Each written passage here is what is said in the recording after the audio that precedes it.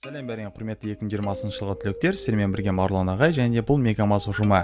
Бүгін біз бұйырса ОБТ-ға байланысты осы тестта жиі келетін және де орташадан сәл жоғары электростатика тақырыбының есебін шығаратын боламыз. Сондықтан да мұқият тыңдап, түсінбесе комментарийға жазып, лайк басып, достарыңызбен міндетті түрде бөлісе жүріңіздер. Себебі ол бізге кәдімгідей жігер беретін болады. Және де біздің описанияға қарасаңыздар, ол жерде ВК парақшамызды қалдыра кеттік. Сол ВК парақшадағы группамызға міндетті түрде тіркеліңіздер. Ол жерде біз көптеген ОБТ-ға байланысты ақпараттармен бөлісіп жүрміз. Сондықтан да сіздерге сәттілік тілеймін, ал біз кеттік. Енді құрметті оқушылар, бұл есепті шығару үшін бізге электростатика тақырыбының ішіндегі маңызды формулалардың бірі, ол бізде кулон күшін білуіміз керек. Сол формуланы білсек, кішкене логика қоссақ, сонымен мынау есепті әбден шығаратын боламыз. Енді қараңыздар, бізде кулон күші дегеніміз қалай? F тең К көбейтілген Q1 көбейтілген Q2 бөлінген эпсилон R квадрат. Мұндағы тұрған Q1 мен Q2 дегенді көріп тұрмыз ғой? Q1, Q2, ол бізде құрметті оқушылар, ол екі зарядтар, яғни осы как раз екі нүктелік зарядтар. Бірінші және екінші зарядтар. К деген әрбенді бұны жаттап жүріңіздер. Негізі кейбір тесттарда беріледі, кейбіреуінде берілмейді.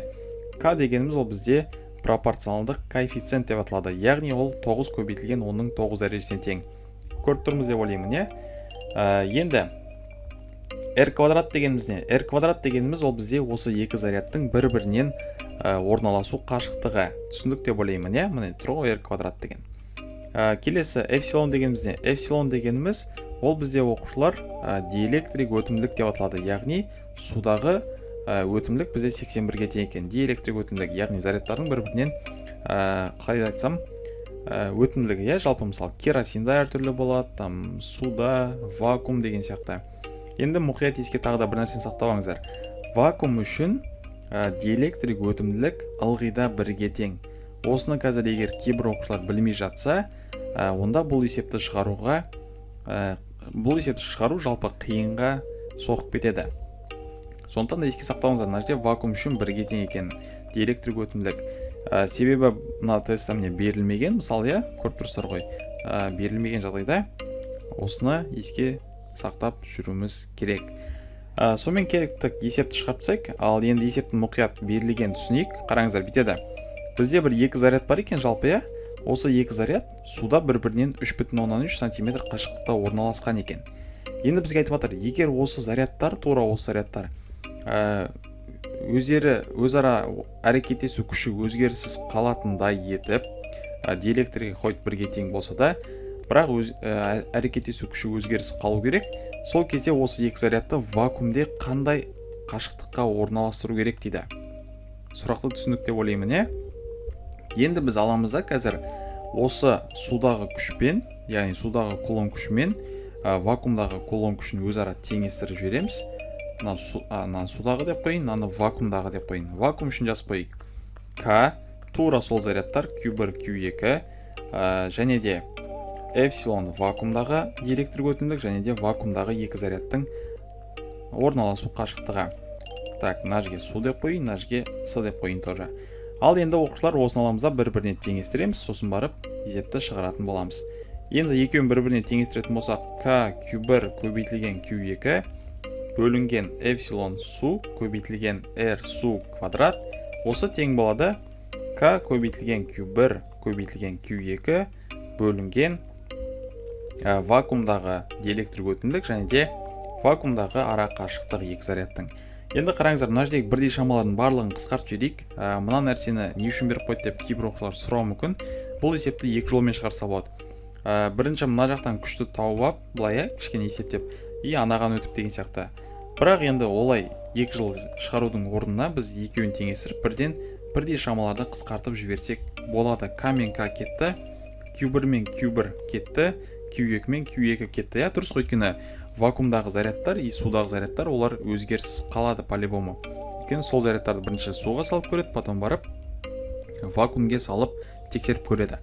Ал енді барлығын қысқарттық, бізде сонда қалған нәрселер мынандай: 1 бөлінген эпсилон су көбейтілген R су квадрат, осы тең болу керек 1 бөлінген эпсилон вакуум көбейтілген R вакуум квадрат. Міне екеуі әдемі теңесті. Енді аламызда пропорциямен осыны екі жаққа өткізіп жіберейік. Пропорция қарапаймен қарама-қарсы жаққа көбейтіп теңдікті теңестіріп алайық. Так, енді өткізетін болсақ, мына үсті жағы уже бізге керек емес деп ойлаймын. Жазып үлгермей қалған оқушылар болса, видеоны пауза қойып артқа айналдырып жазбаса болады. Так, сонымен кеттік. Ал пропорция арқылы EV ай жаққа өтетін болса, сол жаққа теңдіктің RV квадрат осы теңесу керек. Эпсилон су көбейтілген R су деген аяққа жазылады квадрат. Енді аламызда не істейміз? Біздің есептің сұрағаны бойынша вакуумде орналасу қашықтығы қандай болады дейді. Егер мына екеуі теңесетін болса дейді. Сондықтан біз алып теңестірдік, барлығын заң бойынша істедік, дұрыс істедік. Енді біз задачамыз RV квадратты таба салу керек. RV квадрат тең эпсилон су көбейтілген R су квадрат.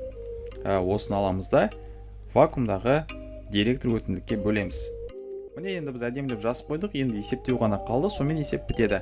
Мына жердегі тұрған квадраттан құтылуымыз керек оқушылар. Мына квадратты ұмытып кетіп жүрмеңіздер. Осыны құтылу үшін біз түбірдің астына алып жібереміз, иә. Енді барып шамаларын жасылайық. Біздегі судағы диэлектрик өтімділік яғни 81-ге тең. R су квадрат. Қараңыздар оқушылар, мынаны қазір кейбір оқушылар жазып, 2 жыл өткізу мүмкін уақытын. Сондықтан да мен бұны бірден түбірден шығара салайын. R су квадрат түбірден R су болып шыға салады, келісесіздер ғой. Мына квадратпен түбір бүйтіп қысқарып кете салады. Міне. Енді эпсилон вакуум үшін бізде қаншаға тең деп айттық, және 1-ге тең деп айттым. Оны 1 деген санды мына жерге жазуға негізі болмайды. Қазір хейтерлер жазуы мүмкін, ағай не үшін жазып қойдыңыз деп. Мен жай үшін сіздерге түсінікті болу үшін деп жазып жатырмын. Хорошо. Сондықтан да 1-ді жазбай қойын, мына жерге өшіре салайын бүйтіп. И мынанда бөлшекті де өшіре салайын. Сонда бізде қараңыздар, осы жалпы түбірден 81 мен R су деген ғана нәрсе шықты. Енді барып осыны калькулятормен, кешірім сұраймын. 81 емес, мына жерде 81 түбірден 9 болып шығады ғой. Міне, түбірден 9 болып шықты, иә. Енді аламызды 9-ды көбейтеміз R суға. Болды, осымен, так, 9-ды R су 3,3-ге көбейтетін болсам сантиметрге қанша болады? Енді калькулятормен есептей салайын, сіздерге қазір уақыттарыңызды алдырып, мына жерге бүйтіп қолмен жазып есептемей қойын. 9-ды көбейтемін 3,3 сантиметрге, сантиметр оқушылар. Сонда 29,7 сантиметр шығады екен, қараңыздар. 29,7 сантиметр шықты. Міне, біз 3 метрге емес, 3,3 сантиметрге өтті оқушылар. Сондықтан да өлшем бірлікке өте щепетильный болыңыздар. Потому что жауаптарын қараңыздар, сантиметр, метр әртүрлі беріп тұр. Сіз қазір дұрыс есептемей қалып, метрмен айналдырып жүрсеңіз, бірден онда есебіңіз қате болып қалуы мүмкін. Сондықтан да бізде 29,7 сантиметр шықты. Енді барып жауаптарын тексеріп көрейік. 29,7 сантиметр деген В нұсқасына тұр, міне. Басқа нұсқалар бар ма екен? Енді жоқ. Енді давайте осыны аламыз да метрге айналдырып көрейік. 29,7 сантиметр дегеніміз сантиметр оның -2 дәрежесі. Келісесіздер ғой. То есть 29,7-ні 100-ге бөл деген сөз. 100-ге бөліп жүретін болсақ 0,297 деген жауап метрмен шығу керек. Міне, осыны жауап іздеп көрейік енді. 0,1297 метр, иә? Так, 10 дұрыс, иә. А нұсқасында тұр екен, міне. Ада тұр екен. Так, енді болды ғой, метр, сантиметр, басқа дециметр деген айналдырудың керек жоқ па? Жоқ, ондай керек жоқ екен. Міне, осымен есеп әдемі бітті оқушылар. А мен В жауабы дұрыс болады екен. Сонымен құрметті оқушылар, біздің жалпы қазіргі болып жатқан курстарымызға міндетті түрде жазылыңыздар, онлайн курстарға, яғни ол жерде біз бір айдың ішінде барлық тақырыпты асықпай басынан бастап сіздерге тікелей эфир арқылы түсіндіретін боламыз. Және де сол сабақтарды сіз жіберіп алсаңыз, онда міндетті түрде қайталау сабақтары болатын болады, яғни асықпай қайталап көре аласыздар. Және де үй жұмыстары барлығы айтылатын болады, яғни әр тақырыпқа жеке шолу жасаймыз.